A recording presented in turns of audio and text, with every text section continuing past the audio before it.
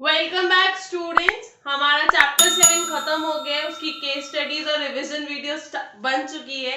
आज हम अपना नया चैप्टर स्टार्ट करेंगे, वो है चैप्टर नंबर 8 कंट्रोलिंग। ये बहुत ही छोटा चैप्टर है, हार्डली इस पे 2 वीडियोस आएंगी, उसके बाद वही रिवीजन वीडियो और केस स्टडी वाली वीडियो, और फिर हम अपने बिजनेस का पार्ट बी स्टार्ट करेंगे। चलो आज की वीडियो स्टार्ट करते हैं। जर्नल लैंग्वेज में कंट्रोलिंग को क्या कहते हैं? कंट्रोलिंग बेसिकली उसका मतलब होता है कि आप किसी चीज को कंट्रोल कर रहे हो, या फिर स्क्रूटनाइज कर रहे हो, या फिर ये कोशिश कर रहे हो कि जो गलतियां पास्ट में या अभी कर चुके हो वो आगे फ्यूचर में रिपीट ना हो। तो बेसिकली कंट्रोलिंग ऑर्गेनाइजेशन में क्या मतलब रखती है कि हमारा एक एक्चुअल परफॉर्मेंस है, यानी कि जो हम काम एक्चुअली कर चुके हैं, और एक हमारा गोल है जिसके बेसिस पे हमने ये एक्चुअल काम किया है। इन दोनों का कंपैरिजन किया जाता है, और अगर कोई डेविएशन, अब आप सोचोगे डेविएशन का मतलब क्या होता है? इसका मतलब होता है डिफरेंस। अगर कोई भी डिफरेंस आता है और अगर वो डिफरेंस मेजर है, यानी कि अगर उसके ऊपर एक्शन नहीं लिया गया तो दिक्कत हो सकती है, हम एक करेक्टिव एक्शन लेते हैं। और अगर माइनर है तो हम उसे इग्नोर भी कर सकते हैं। समझ आया? एक बार और देखते हैं। बेसिकली कंट्रोलिंग का मतलब ये होता है कि जो हमारा स्टैंडर्ड था उसके बेसिस पे जो हमने काम किया है उन दोनों को कंपेयर करते हैं, और ये देखते हैं कि कोई डिफरेंस या डेविएशन अगर आता है तो वो मेजर है या माइनर। माइनर है तो यू कैन इग्नोर इट, लेकिन अगर मेजर है तो आपको करेक्टिव एक्शन लेना पड़ेगा। अब एक बार डेफिनेशन देखते हैं। Controlling is the process of comparing actual performance with the standards and taking corrective action if any. यानी कि मान लो मैंने गोल बनाया था कि 99% 12th में मार्क्स लाने, ठीक है। अब मेरी एक्चुअल परफॉर्मेंस है 90%, तो अब उन दोनों का डिफरेंस जो आएगा, अब उसके बेसिस पे मेरे को ये देखना है कि I should take an major or not. समझ में आया? हम एक छोटा सा एग्जाम्पल और ले लेते हैं। मान लो एग्जाम की बात ना करके टेस्ट में मान लेते हैं कि आपके प्री बोर्ड्स चल रहे होंगे। प्री बोर्ड्स में हमने सोचा था कि हम इतना परसेंट स्कोर करेंगे, एटलीस्ट बिजनेस में हम 95 लेके आएंगे, ठीक है। लेकिन आपके आए कितने? 80, 85, 86 मान लो। तो जो आपका डिफरेंस है ये 9 का, तो वो आप कैसे कवर करोगे ये आपको देखना है। तो यही हमारा कंट्रोलिंग होता है। समझ में आया? आप कंट्रोलिंग की नेचर देखते हैं।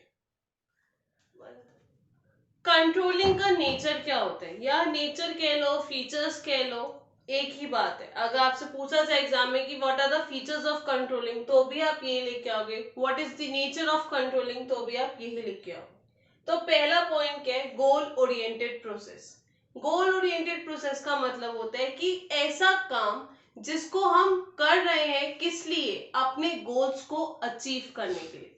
आप जो भी आप करेक्टिव एक्शन लेते हो या फिर आप चीजें सही करने की कोशिश करते हो, वो क्यों करते हो? जिससे कि आपके गोल्स अचीव हो गए। ऑब्वियसली हम कंपेयर करते हैं, हम ये देखते हैं कि कितना डिफरेंस आया। अगर स्टैंडर्ड के हिसाब से इतना काम होना चाहिए था 100%, लेकिन हम काम 80% कर पाए, तो ये 20% का जो डिफरेंस है वो क्यों आया है, और उसको पूरा करके हम अपने गोल्स अचीव कर सकते हैं। हमें ये पता चल जाता है कि हमने कहाँ गलती की है और हम कैसे उस गलती को सही करेंगे। तो गोल ओरिएंटेड प्रोसेस होता है। दूसरा, ऑल परवेसिव। ये चीज हमने देखी है कि मैनेजमेंट के कुछ फीचर्स हमने अपने सारे फंक्शंस में देखे, जो दोनों है, ऑल परवेसिव भी और कंटिन्यूअस प्रोसेस भी। ऑल परवेसिव का मतलब होता है कि कंट्रोलिंग हर जगह जरूरी होती है, चाहे वो बिजनेस से रिलेटेड हो, चाहे वो नॉन बिजनेस से रिलेटेड हो, या आपकी इंडिविजुअल पर्सनल लाइफ क्यों ना, कंट्रोलिंग हर जगह हर वक्त जरूरी होती है। कंटिन्यूअस प्रोसेस ऐसा होता है कि अगर आपने एक बार गलती निकाल ली, इसका मतलब ये नहीं है कि आप दोबारा नहीं देखोगे, दोबारा भी गलती निकल सकती है, उसके बाद फिर गलती निकल सकती है। तो it's a life long process, ये चलता ही रहता है। बिजनेस के केस में आपके पास ऑप्शन नहीं होता। पर्सनल लाइफ में आप एक बार अपने डिफरेंसेस को इग्नोर कर सकते हो, वो आपकी अपना ओपिनियन है। लेकिन अगर आप बिजनेस कर रहे हो कोई, तो you don't have an option कि आप ये अप्लाई करो या नहीं। करना चाहिए, that's a good thing, but personal life में यू हैव अ ऑप्शन, क्योंकि आपकी अपनी मर्जी, सबका इंडिविजुअल एस्पेक्ट होता है। लेकिन बिजनेस में it's very necessary, it's a continuous process and it keeps on going, कि आप प्लान बनाते हो, उसको पूरा करते हो, एग्जीक्यूशन करते हो, फिर उसको चेक करते हो कि कहाँ गलती रह गई, फिर एक प्लान बनता है, फिर एग्जीक्यूशन होता है और फिर चेकिंग होती है। तो इट्स अ लाइफ को लॉन्ग प्रोसेस। अब फोर्थ वाला पॉइंट बहुत इंपॉर्टेंट है, क्योंकि ये आपका सिर्फ नेचर का पार्ट नहीं है, ये आपका एक तरीके से रिलेशनशिप भी बताता है प्लानिंग और कंट्रोलिंग के बीच में। मैं बताती हूँ कैसे। Controlling is both forward looking and backward looking, ठीक है। अब बैकवर्ड लुकिंग क्यों होता है? क्योंकि जो काम आप कर चुके हो वो एक्चुअल परफॉर्मेंस पे बेस्ड होता है ना। जो भी हम एक्शंस लेते हैं या जो भी हम करते हैं वो किसके बेसिस पे लेते हैं, कि एक्चुअल परफॉर्मेंस और स्टैंडर्ड के बीच में जो डिफरेंस होता है उसके बेसिस पे, ठीक है। तो ये तो काम हो चुका है ना, तो जो काम हो चुका है उसके बेसिस पे आप कंट्रोलिंग कर रहे हो या उसके बेसिस पे आप करेक्टिव एक्शन ले रहे हो, तो that means it's a backward looking process. अब फॉरवर्ड लुकिंग क्यों होता है? फॉरवर्ड लुकिंग इसलिए होता है जिससे कि जो गलती आप कर चुके हो उसके रीअकरेंस के चांसेस कम हो जाए, इसलिए फॉरवर्ड लुकिंग होता है, क्योंकि ये फ्यूचर के बारे में सोचता है। अब देखो, यहाँ पे प्लानिंग जो होता है ये फ्यूचर बेस्ड होता है, क्योंकि फ्यूचर की प्लान्स बनाते हैं। लेकिन कंट्रोलिंग जो यहाँ पे की जाती है वो बैकवर्ड होता है। क्यों? क्योंकि जो आपने प्लानिंग की उसके बेसिस पे आपने एक्चुअल परफॉर्मेंस किया, उसके बेसिस पे आपने एग्जीक्यूशन करने के बाद करेक्टिव एक्शन लिया। समझ आया? यहाँ पे जब कंट्रोलिंग फॉरवर्ड लुकिंग होता है, क्यों? क्योंकि वो ये देखता है कि फ्यूचर में ऐसी गलतियां ना हो। कंट्रोलिंग प्रोसेस, अब हमने डेफिनेशन से क्या क्या चीजें देखी थी। पहली इंपॉर्टेंट चीज थी स्टैंडर्ड्स बनाना, दूसरी थी एक्चुअल परफॉर्मेंस को मेजर करना, तीसरा हम कंपैरिजन कर रहे थे, चौथा अगर कोई डेविएशन हो तो हम करेक्टिव एक्शन ले रहे थे, लेकिन ये देख रहे थे कि डेविएशन मेजर है या माइनर। इसी के बेसिस पे हमारा कंट्रोलिंग प्रोसेस है।